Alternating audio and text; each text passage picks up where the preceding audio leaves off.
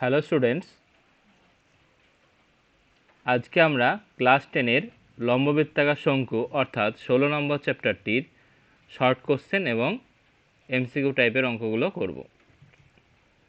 তো এর আগে আমরা 3টে পার্টে 1 থেকে 12 পর্যন্ত অঙ্ক করেছি। আজকে কী করব, 13 এবং 14 নম্বরের যে শর্ট কোশ্চেনগুলো আছে সেগুলো করব। তো প্রথমে 13-র যে এমসিকিউগুলো আছে সেগুলো দেখছি। কি বলেছে, একটি লম্ববৃত্তাকার শঙ্কুর তির্যক উচ্চতা 15 সেমি, তার মানে কি এল দেওয়া আছে আমার এখানে 15 সেমি। ভূমির ব্যাসের দৈর্ঘ্য মানে কি 2r, তা 2r দেওয়া আছে আমার এখানে 16 সেমি।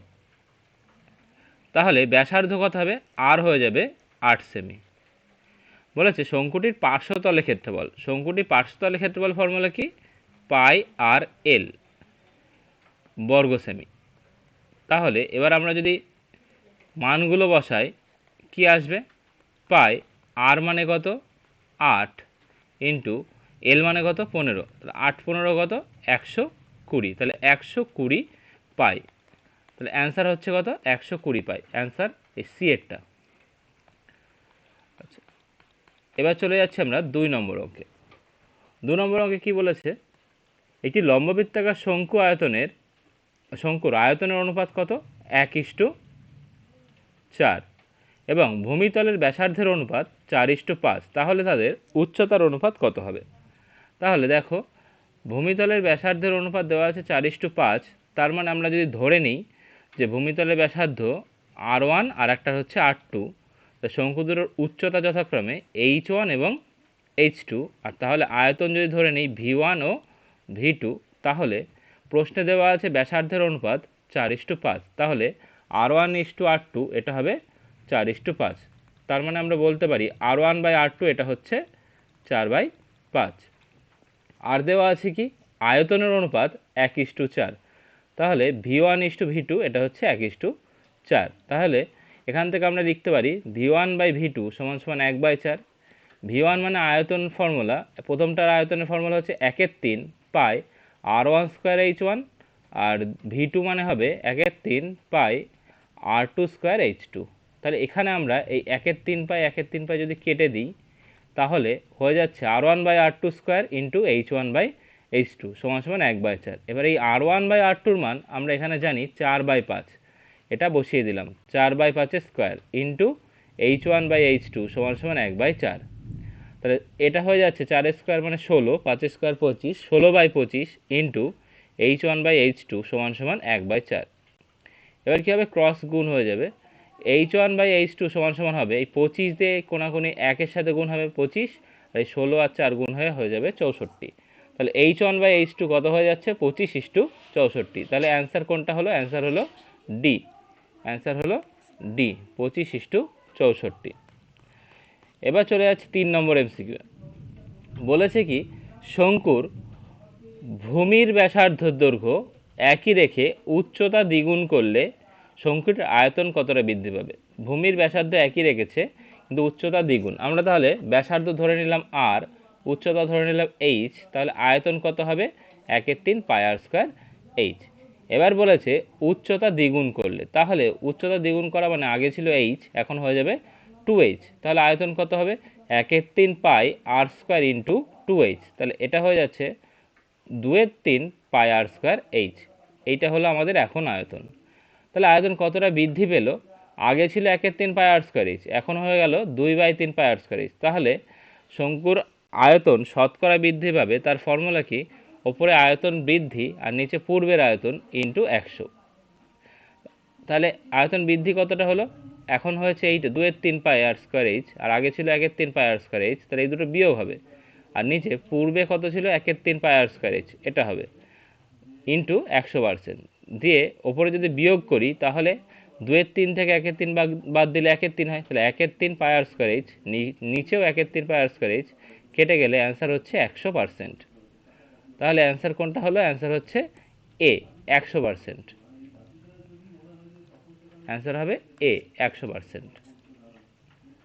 তারপরটা 4 নম্বর অঙ্কটা, একটি শঙ্কুর ব্যাসার্ধের দৈর্ঘ্য এবং উচ্চতা প্রত্যেকেই দ্বিগুণ করা হলে আয়তন কত গুণ হবে?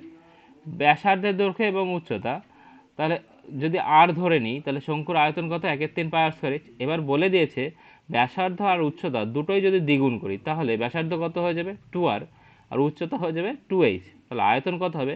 তাহলে আয়তনে এই আর এর জায়গায় বসাবো 2r, আর এইচ এর জায়গায় বসাবো 2h। তাহলে হয়ে যাচ্ছে 2 স্কোয়ার 4, 4 দুগুণে 8, তাহলে হচ্ছে 8 ইন্টু 1/3 পাই আর স্কয়ার এইচ। তার মানে 8 গুণ হয়ে গেল। আগে ছিল শুধু 1/3 পাই আর স্কয়ার এইচ, এখন হয়ে গেল 8 গুণ 1/3 পাই আর স্কয়ার এইচ। তাহলে হয়ে যাচ্ছে 8 গুণ, অ্যান্সার ডি।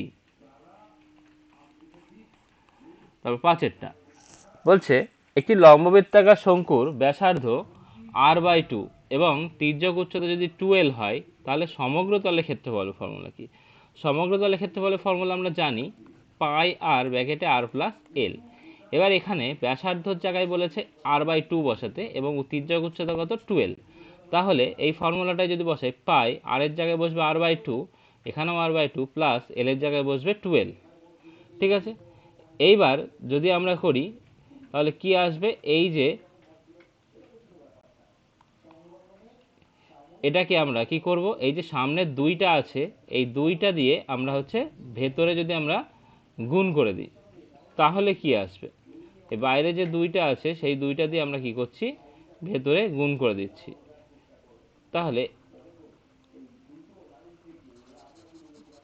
এই যে বাইরে দুই হাফ আছে, তাহলে পাই আর এটা থাকলো বাইরে, ভেতরে হয়ে গেল r/4 প্লাস এখানে যদি দুইটা 2l আছে তো 2 দিয়ে যদি আমরা ভাগ করি তাহলে কি আসছে? শুধু l। তাহলে পাই আর r/4 প্লাস এল এইটা আসছে। তাহলে অ্যান্সার হয়ে যাচ্ছে পাই আর ইন্টু 1 প্লাস r/4। এইটা আমাদের অ্যান্সার। অ্যান্সার হয়ে যাচ্ছে বি। তারপরে সত্য মিথ্যা। একটি লম্ববৃত্তাকার শঙ্কুর ভূমিতলের ব্যাসার্ধের দৈর্ঘ্য অর্ধেক আর উচ্চতা দ্বিগুণ করলাম, তাহলে শঙ্কুর আয়তন কি একই থাকবে? ব্যাসার্ধ দৈর্ঘ্য অর্ধেক মানে আর এর জায়গায় r/2 বসাবো, তা আর এর জায়গায় r/2, আর উচ্চতা দ্বিগুণ মানে এইচ এর জায়গায় 2h বসাবো। তাহলে এটা কি, দেখো এখানে r/2 স্কোয়ার আছে তাহলে হয়ে যাচ্ছে r²/4, আর এটা 2h। আমরা যদি এই 2 দিয়ে 4কে কাটি তাহলে হয়ে যাচ্ছে 2, নিচে একটা 2 এক্সট্রা চলে আসছে, 1/2 ইন্টু 1/3 পাই আর স্কোয়ার এইচ। এটা কিন্তু অ্যাকচুয়ালি শঙ্কুর আয়তন কি হয়? 1/3 পাই আর স্কোয়ার এইচ। তাহলে কি দুটো সেম হলো? না, সেম হয়নি, তাহলে এটা মিথ্যা। তাহলে এটা কি হবে? মিথ্যা হবে। একটি লম্ববৃত্তাকার শঙ্কুর উচ্চতা, ব্যাসার্ধ ও তির্যক উচ্চতা সর্বদা একটি সমকোণী ত্রিভুজের বাহুত্রয় হয়। হ্যাঁ, এটা সত্য, কারণ আমরা জানি যে একটা শঙ্কুর এইটা কি হয়? একটা লম্ববৃত্তাকার শঙ্কুর যদি এটা শঙ্কু হতো তাহলে ঠিক এই রকম দেখতে লাগতো, তাহলে এর উচ্চতা, তির্যক উচ্চতার ব্যাসার্ধ এরা একটা সমকোণী ত্রিভুজের বাহুত্রয় হতো। ঠিক আছে, নেক্সট 14 নম্বর অঙ্ক। একটি লম্ববৃত্তাকার শঙ্কুর উচ্চতা কত? 12 সেমি, আয়তন কত? 100 পাই। তাহলে শঙ্কুটির ব্যাসার্ধের দৈর্ঘ্য কত? তাহলে শঙ্কুর ব্যাসার্ধ দৈর্ঘ্য ধরে নিলাম আমরা আর সেমি, তাহলে শঙ্কুর উচ্চতা দেওয়া আছে 12 সেমি, তাহলে শঙ্কুর আয়তনটা দেওয়া আছে 100 পাই। তার মানে আমরা লিখতে পারি প্রশ্নানুসারে কি 100 পাই সমান সমান 1/3 পাই আর স্কোয়ার এইচ। তো আমরা এই 3 দিয়ে 100কে গুণ করলে 300 পাই সমান সমান পাই আর স্কোয়ার ইন্টু এই এইচ এর জায়গায় আমরা 12 বসাতে পারি। তাহলে এই পাই পাই যদি দুদিকে কেটে যায় তাহলে আর স্কোয়ার সমান সমান 300/12, 300কে 12 দিয়ে ভাগ করলে হচ্ছে 25, তাহলে আর স্কোয়ার ইকুয়াল টু হয়ে যাচ্ছে 25, তাহলে আর ইকুয়াল টু 5। তো শঙ্কুর ব্যাসার্ধের দৈর্ঘ্য হয়ে যাচ্ছে 5 সেমি, এটাই অ্যান্সার। একটি নিরেট লম্ববৃত্তাকার শঙ্কুর পার্শ্বতলের ক্ষেত্রফল, তার মানে কি পাই আর এল, তার কি হবে? ভূমিতলের ক্ষেত্রফলের √5 গুণ। ভূমিতলের ক্ষেত্রফল কি? পাই আর স্কোয়ার, তার হচ্ছে √5 গুণ। তো শঙ্কুর উচ্চতা ও ব্যাসার্ধের অনুপাত কত? তাহলে আমাদের ধরে নিতে হবে শঙ্কুর ব্যাসার্ধ আর উচ্চতা এইচ। তো তির্যক উচ্চতা কত হবে? এল।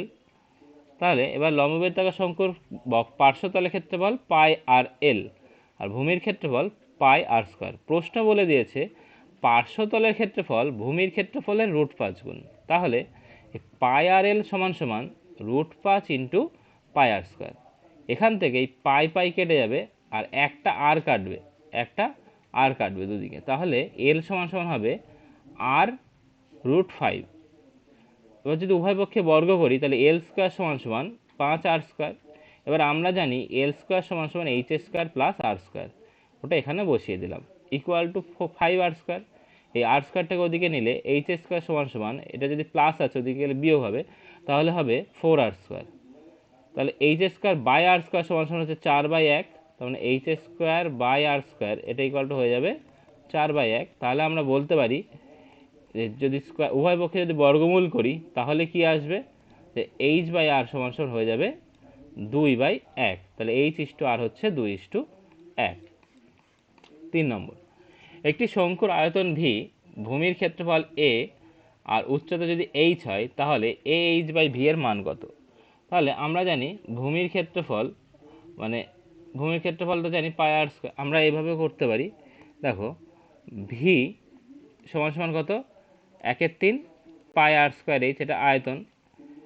তারপরে ভূমির ক্ষেত্রফল a, এটা মানে কি πr², আর h মানে তো উচ্চতা, এটা h। তাহলে ah/v এটা ইকুয়াল টু কত আসবে, a মানে πr², h মানে শুধু h, আর নিচে কি 1/3 πr²h, πr²h কেটে গেল, অ্যান্সার হয়ে যাচ্ছে 3। তাহলে এর অ্যান্সার কত হবে, 3। আমরা এভাবে না করে এভাবেও করতে পারি। 4টা, একটি লম্ববৃত্তাকার শঙ্কুর আয়তন তার পার্শ্বতলের ক্ষেত্রফলের সংখ্যা মানের সমান। শঙ্কুর উচ্চতা ও ব্যাসার্ধের দৈর্ঘ্য যথাক্রমে h এবং r হলে 1/h² প্লাস 1/r² এর মান কত? তাহলে আমাদের বলে দিয়েছে শঙ্কুর আয়তন আর পার্শ্বতলের ক্ষেত্রফলের সংখ্যা মান সমান। তাহলে কি হবে, শর্তানুসারে আমরা লিখতে পারি 1/3 πr²h সমান πr/l। তাহলে এই পাই যদি কেটে দিই, আবার একটা আর কাটলে এখানে থাকবে একটা আর, তাহলে এখানে শুধু আর আর এইচ থাকবে। তাহলে আর এইচ সমান এই 3টা ওদিকে গুণ হলে হবে 3l, আর এইচ সমান 3l। তার মানে এখানে r²h সমান 3rl হচ্ছে। এখানে দুদিকের থেকে একটা যদি আর দিয়ে ভাগ করি তাহলে আর এইচ সমান 3l, এটা হবে। উভয় পক্ষে আমরা কি করছি, বর্গ করছি। তাহলে r/h² সমান 3² 9l²। এবার আমরা জানি l² মানে আবার h² প্লাস r², এখানে আমরা বসিয়ে দিলাম। তাহলে আমরা এই যে r² h² এটাকে যদি তলায় নিয়ে যাই, তা আর 9টাকে যদি এদিকে নিয়ে আসি, তাহলে আমাদের এই রকম আকারে দাঁড়াবে, h² plus r² by r² h² সমান কত হবে, 1/9। এবার এই h² এর তলায় একবার লিখছি r² h² প্লাস r² এর তলায় লিখছি একবার, ইকুয়াল টু 1/9।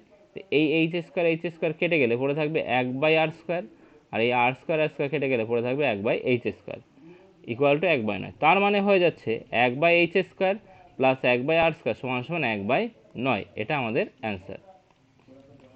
লাস্ট অঙ্ক কি বলেছে, একটি লম্ববৃত্তাকার চোঙ ও লম্ববৃত্তাকার শঙ্কুর ভূমিতলের ব্যাসার্ধের দৈর্ঘ্যের অনুপাত 3:4 এবং তাদের উচ্চতার অনুপাত কি বলেছে, 2:3। তার মানে আমরা ধরে নিলাম ব্যাসার্ধটা r1 আর r2, তাহলে r1:r2 মানে বলে দিয়েছে 3:4। তাহলে r1/r2 হচ্ছে 3/4।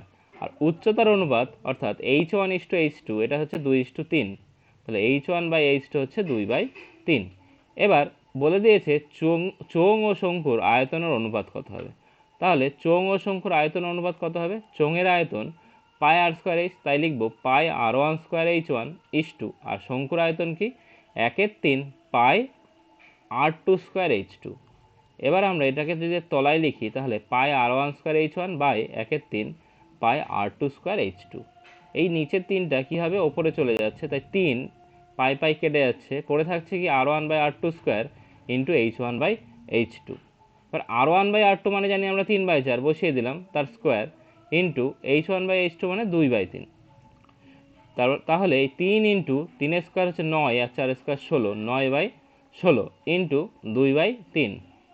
এটাকে যদি আমরা কাটাকুটি করি, এই 3 কেটে গেল, আর 2 দিয়ে এই 16কে কাটলে হবে 8, তাহলে 9/8। অ্যান্সার হচ্ছে 9:8। তাহলে চোঙ ও শঙ্কুর আয়তনের অনুপাত কত হচ্ছে, 9:8। ঠিক আছে, আমাদের এই চ্যাপ্টারটা শেষ হলো। আমরা নেক্সট দিন পরের চ্যাপ্টারটা দেখব।